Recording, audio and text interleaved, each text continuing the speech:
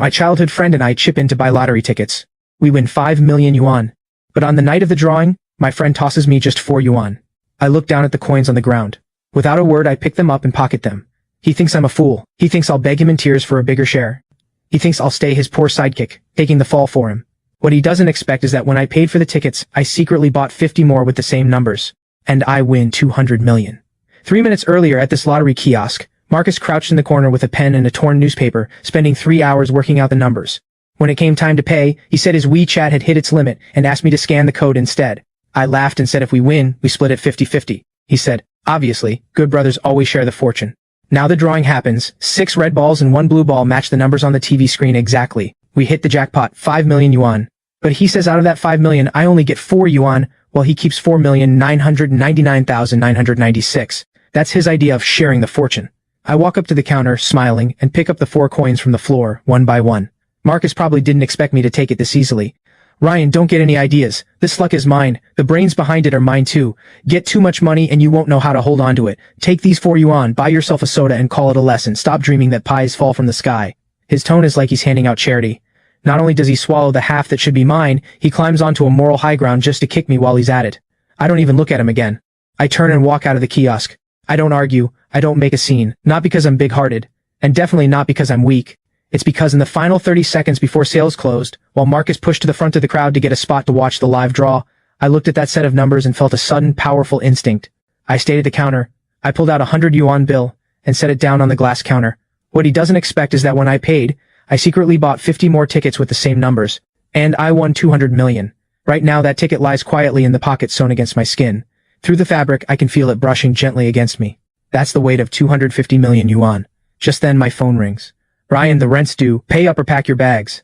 Marcus and I share a rented flat, a rundown place under 40 square meters, 800 yuan in rent each, every month. I turn back and stand outside the lottery kiosk, looking through the grimy glass door at Marcus inside, surrounded by onlookers and jealous lottery players. He thinks he's rewritten his fate. He thinks he's climbed into a new class. Inside, I sneer, Marcus, you think I'm a fool? You think I'd fight you over a few 100,000 left after tax, burn our friendship, even take you to court? Go ahead, spend your 5 million slowly. When it's all gone, you'll finally understand what a real world of difference looks like. I don't go back to that cramped, stifling rental. I'm afraid that if I go back and see Marcus's smug, petty face, I won't be able to hold back my laughter. I check into a budget hotel, a standard room for 100 yuan a night. That night, lying on the stiff mattress, I stare at the ceiling with my eyes wide open. The tickets in my pocket feel like a red-hot iron branding my chest. I don't bother checking how much I'll get after tax. I already know it by heart. At a 20% windfall tax rate, 250 million minus 50 million in tax leaves me with exactly 200 million. This is a sum an ordinary person could work an entire lifetime and never earn. Early the next morning, just before dawn, I put on a mask and a baseball cap and take a car straight to the high-speed rail station. Because the prize exceeds the payout limit of the city lottery center, I have to go to the provincial lottery center. Along the way, my phone won't stop buzzing, all messages from Marcus. That petty, huh? My neighbor, the team leader, is treating me to a big feast. Oh, and I'm done renting that dump. Toss out all my junk in there for me. I'm a rich man now. Not living in a doghouse anymore. Every line drips with the arrogance of overnight wealth, and a smug eagerness to put me down. I stare at the screen without replying, and simply mute the notifications. 2 hours later, I'm standing in front of the Provincial Lottery Center building. I'm shown into an elegantly furnished reception room. The staff member is a director wearing wire-framed glasses, so respectful it almost feels strange. Mr. Cole, please show us the winning ticket and your ID. From the pocket against my skin, I carefully pull out the tickets and hand them over. The director takes them with both hands and places them in the scanner. The machine gives a crisp beep. A long string of numbers pops up on the screen. Mr. Cole, all 50 of your tickets hit the jackpot. Total prize, 250 million. The net cash payout is 200 million. Shall we proceed with the paperwork? My calm seems to shock the director even more. He's probably seen countless winners break down in tears or even faint from excitement, but he's certainly never seen someone facing 200 million yuan without so much as blinking. Of course. Please wait a moment. The process should take about 2 to 3 hours. While I wait, I open my phone. Marcus has already flooded my social feed. The first post shows a heavily blurred winning check, captioned, Fortune's turn, 30 years here, 30 years there. Heaven does have eyes. My riches have finally arrived. The second post shows him slapping his resignation letter down on his supervisor's desk, captioned, Screw the clock and screw the overtime. Starting today, I answer to no one. The third post is a sneaky photo of me. In it, I'm crouched on the balcony of the rental eating instant noodles, my back looking a little shabby. Captioned, Some people are just born poor, fussing over 4 yuan, deserves a lifetime of instant noodles. This post, he made sure not to hide it from anyone. I look at this post he clearly wants everyone to see, meant to make his glorious new image shine brighter. I can't help but laugh out loud. Mr. Cole, what's so funny? Nothing, just watching a clown dance. I take the pen and stroke by stroke on the thick payout agreement sign my name. 10 minutes later my phone buzzes once. I look at the long string of zeros in my bank balance and quietly slip the phone into my pocket. Outside the sunlight is blinding. My new life begins. After leaving the lottery center I don't go back to that shabby little town. In the busiest CBD of the provincial capital, I take out a long-term lease on a presidential suite at the Intercontinental Hotel. 8,800 yuan a night. When I swipe my card my hand doesn't even hesitate. I take a hot shower and change into a bespoke suit I picked up on a whim at the luxury boutique downstairs. Standing at the huge floor-to-ceiling window, looking down at the bustling city below, a sense of total control rises from deep inside me. This is the power of capital. Over the following week, I don't rush to get back at Marcus. Because I know that the best way to deal with a shallow, small-minded upstart is to let him inflate himself first, inflate until he's at his absolute peak, and then kick him straight into the abyss. I start working with headhunting firms, posting high-paying job listings. My suite becomes a temporary interview room. I want to build a top-tier business team to prepare for the next stage of Windfall Holdings. And during this same week, Marcus goes on a relentless spree, never letting up for a moment. It's as if he wants to purge every ounce of poverty and every hardship he's ever endured, all in just these few days. On my phone, I get his bragging messages every single day. On Tuesday, he sends a photo of a steering wheel, a golden shield emblem, a Porsche Panamera. Ryan, see this? Paid in full 1.8 million. This is the smell of real leather seats. You'll probably never smell it in your whole life. Had I known you were this pathetic, I should have been generous that day and tossed you a few hundred more, haha. On Thursday, he sends a close-up of his wrist, a Rolex Submariner, his arm looped around an arm with bright red nail polish. Submariner, 180,000. This girl's a minor influencer. She wouldn't even glance at me before. Now she's glued to me every day calling me bear. Money really is a wonderful thing. Too bad this kind of fortune isn't something you can force. Looking at these messages, dripping with cheap taste and the stench of new money, I actually find it a little boring. After tax he had 4 million, 1.8 million on a car, 180,000 on a watch, plus all his other reckless spending. In just a few short days his principal has already shrunk by half. He thinks he's crossed into a new class, become a man above men.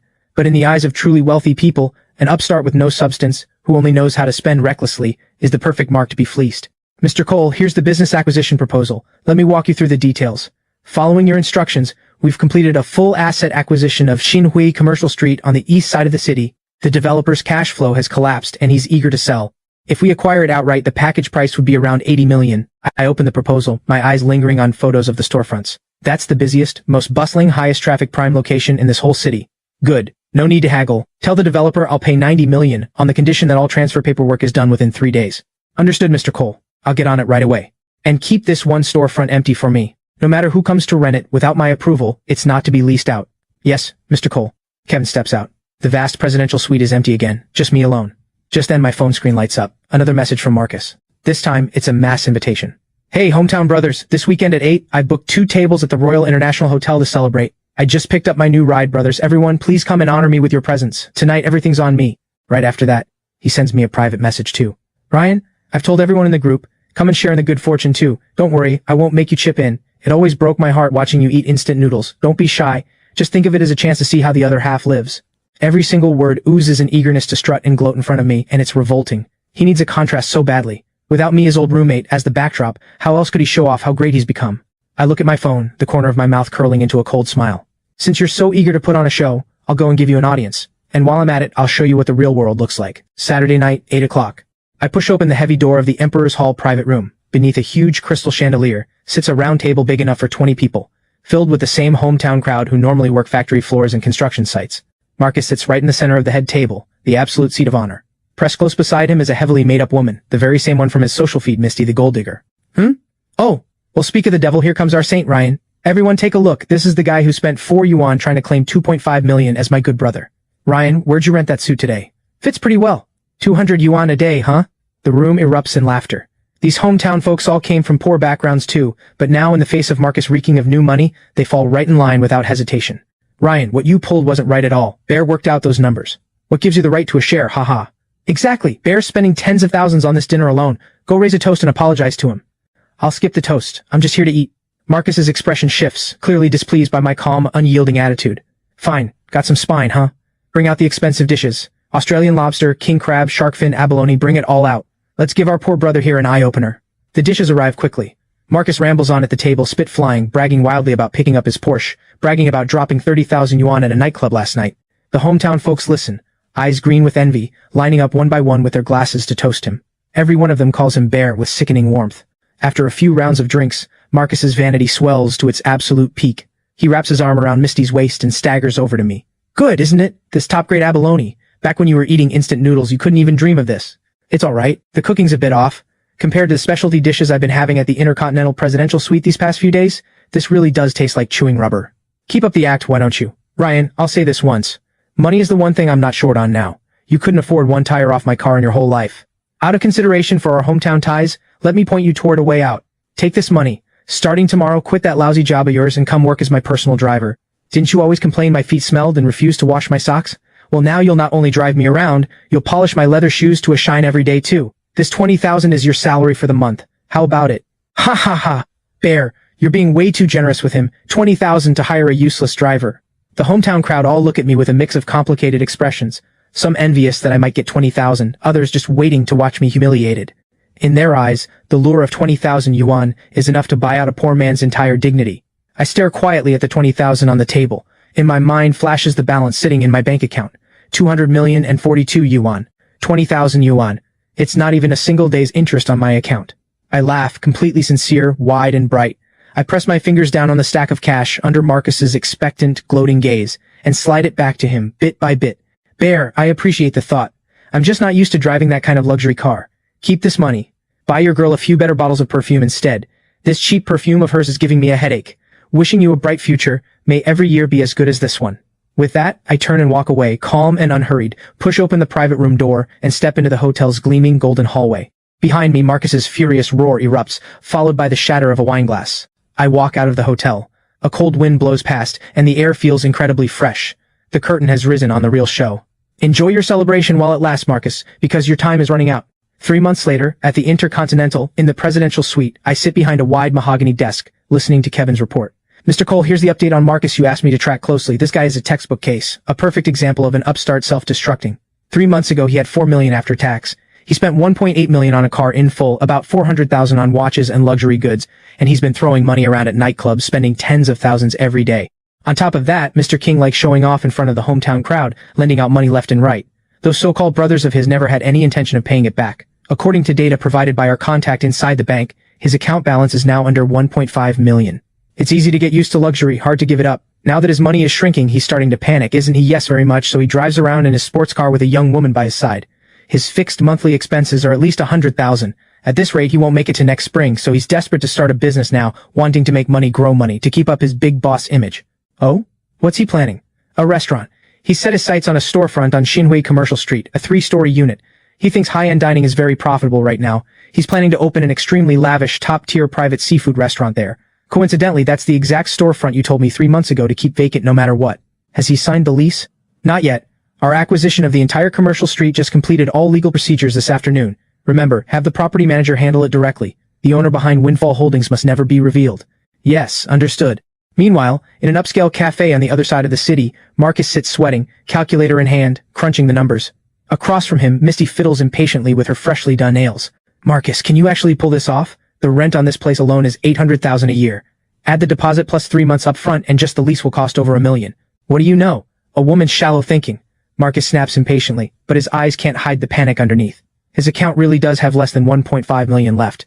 After paying the rent, he won't even have enough for decent tiles.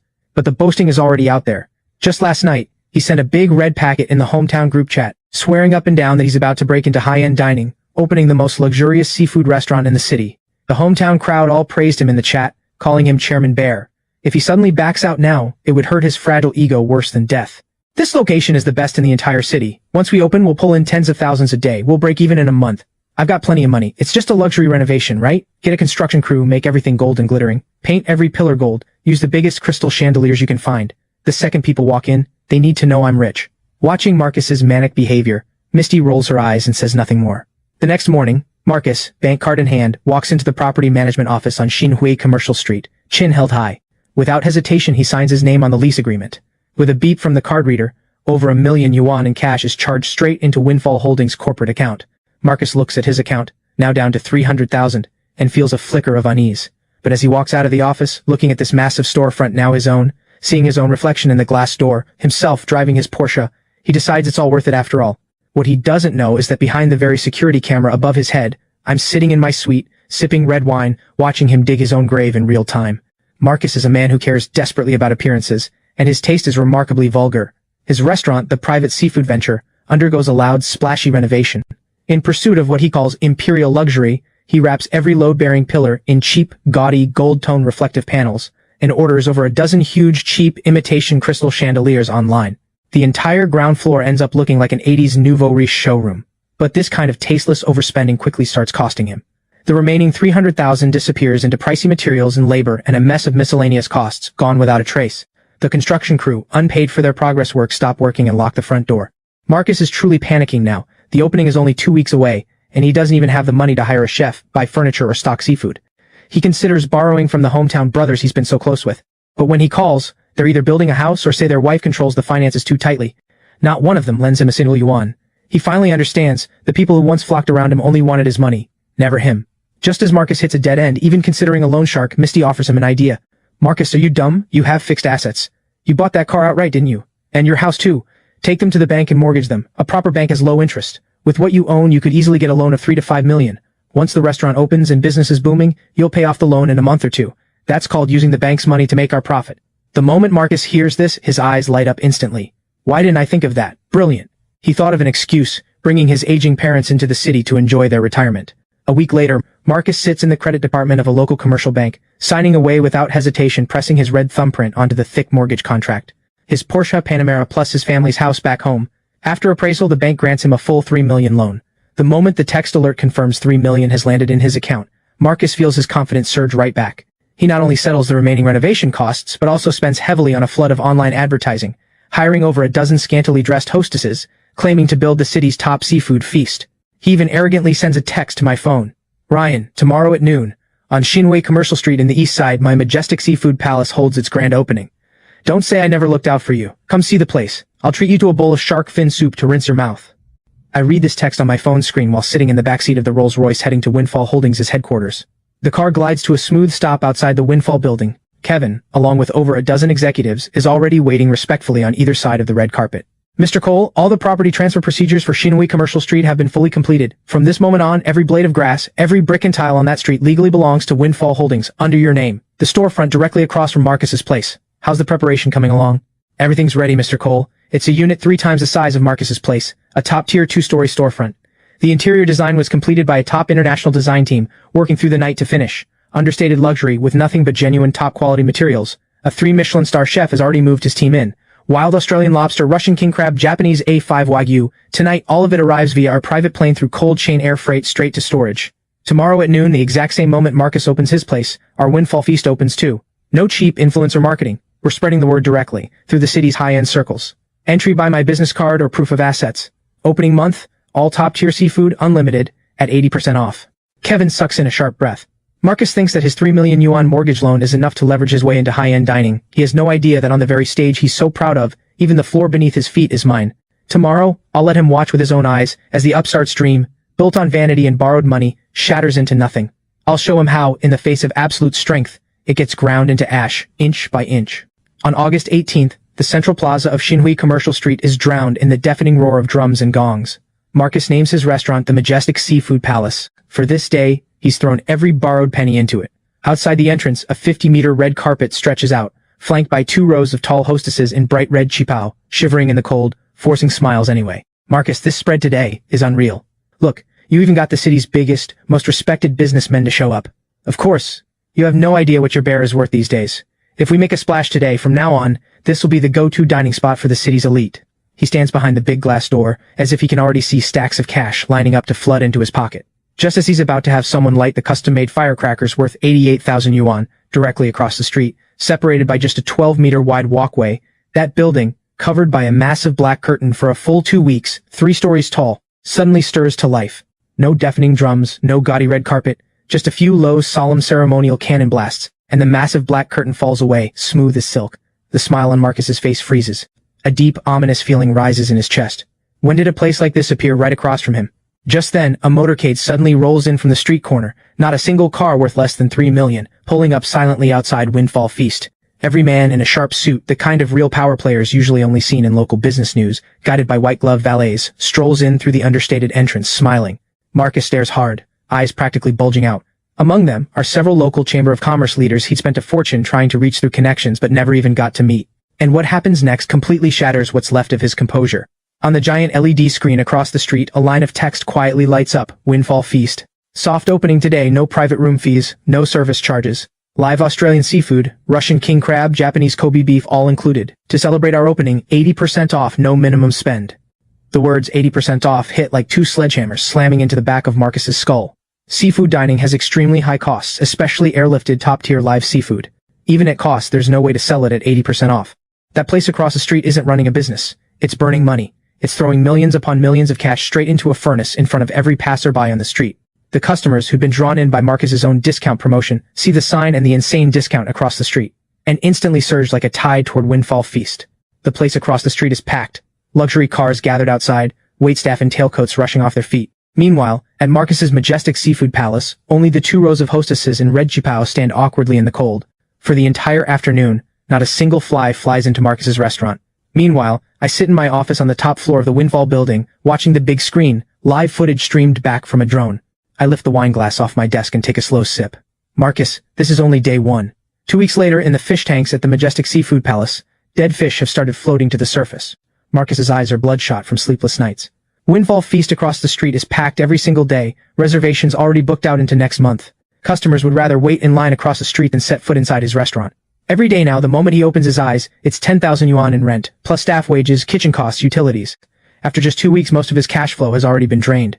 Worse still, calls from the bank's credit department start coming in like a death sentence, reminding him that next month's massive loan payment is coming due. Misty, how much money do you have left? Give it to me to cover the gap for now. Are you kidding me, Marcus? My spending money can barely buy a handbag. Besides, you were the one who said you'd support me. Now you're asking me for money? If this dump of a restaurant really can't survive, just shut it down already, before you drag the Porsche down with it too.